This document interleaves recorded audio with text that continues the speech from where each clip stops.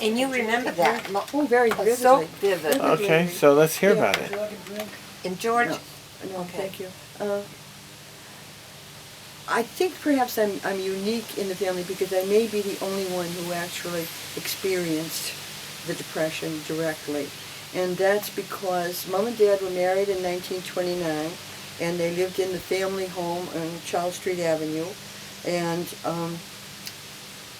Dad at that time was working with the John Hancock Insurance Company with the Lexington Territory, which is where he had met Mom. And after the crash, things became difficult, but at some point, Dad was asked to resign his territory. Oh, now, let me back up for a minute, because it's clear that Dad was on the fast track there, because prior to his marriage to Mom, he had, and must have been 27 because they only were engaged for 3 months. In 27, he was sent out to Oak Park, Illinois, in order to start out the branch of the John Hancock Life Insurance there, which is not a small assignment. He wanted Mom to go with him, but she wouldn't do that in those days. But he was called home because Mary was sick, very sick. And so he came home to take care of her. And that meant that he lost that step in the ladder, I think. But anyway, at the time of the Depression, he was told that if he resigned his territory in Lexington, there would be a office job for him at the home office. So he dutifully did that, and there was no job. And so for several years, I don't know the exact number of years, but I know that he was looking for work for numbers of years. And Mom said to the point that he didn't even have any pants to it. And at one point, there was Kitty Dooley, was the Dooley boss. She had on Willow Street, she had a 4-block apartment, which had 2 downstairs and 2 upstairs. And there was, for each of the 2 on each side, there was a single toilet down in the basement. And there was only cold water in this cold water flat. Now, because with being out of work, they could no longer make payments on the house. They made a decision to fix the house so that it could be rented in 2 stories, a downstairs and an upstairs, and move down to one of these apartments at Kitty Dooley's apartment. I was in the middle of my kindergarten year then, so I would have been, I think, 5 and a half. And so I shifted from the school at Newhall School down to the Bright School in Waltham. And we survived. Now, the other thing was that David was 6 months old. And at that time, there was me and George and David. I was the only one in school. And David was 6 months old and had a dreadful episode of whooping cough that I think really scared Mom to death, because she'd say he would be blue in her arms for such a long time. He did survive that. And it was not a totally bad time. The winter of '36 was one of the coldest winters of all, and I can still recall being frozen walking across the field to get to the school, which was not too far away.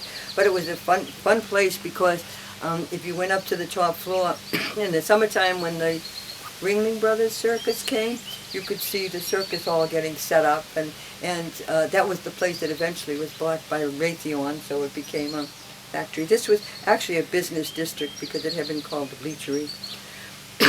But then, and so Dad, they finally went on WPA, which paid $25 a week for, $25 a week for 3 days a week work. And then his brother, Bert, at the watch factory found a spot for Dad at $23 a week for a full week. So they made a big decision about whether to go with the 3-day job for $2 more to make the watch factory job. And they took the watch factory job, which was very useful because shortly afterwards the the WPA was no longer functioning. But then one day, now this is all obviously Mom telling me this story, so this is not authentic first-hand account, that Mr. Gallagher came knocking at the door.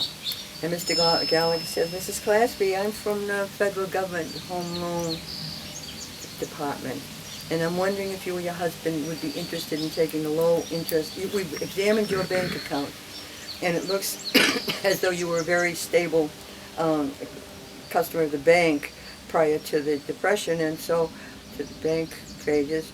So we wonder if you'd be interested in accepting a low interest mortgage in order to return to your home. And so there was a long discussion about this, and I can remember that I was, I'm in the second grade now, and I remember that I was a little bit called to task because I told the people at school that we might not be back next year because we might not be backing to our house, and Mom said that's too soon to say that, but I was always ahead of the game, I guess. And so anyway, they did make the arrangements to move back, and so Mr. Gallagher also then made arrangements for Dad to get a much better paying position at the Watertown Arsenal as a machinist. And this would have been, what year? 37 or 8? It was. I went into the third grade at the parochial school then, so that, and I was a year older. I was 8, and so that would have been 30. I can't do the math. But anyway, so he went to the Watertown Arsenal just in the years prior to the First World War, to the Second World War. And when during that war, he became the outside expert at the installation of all the 21-inch millimeter guns that were going up from Virginia Beach, places in Long Island, and even went to Puerto Rico. So he was away often during those years on those external business. And we're running it up now. Good.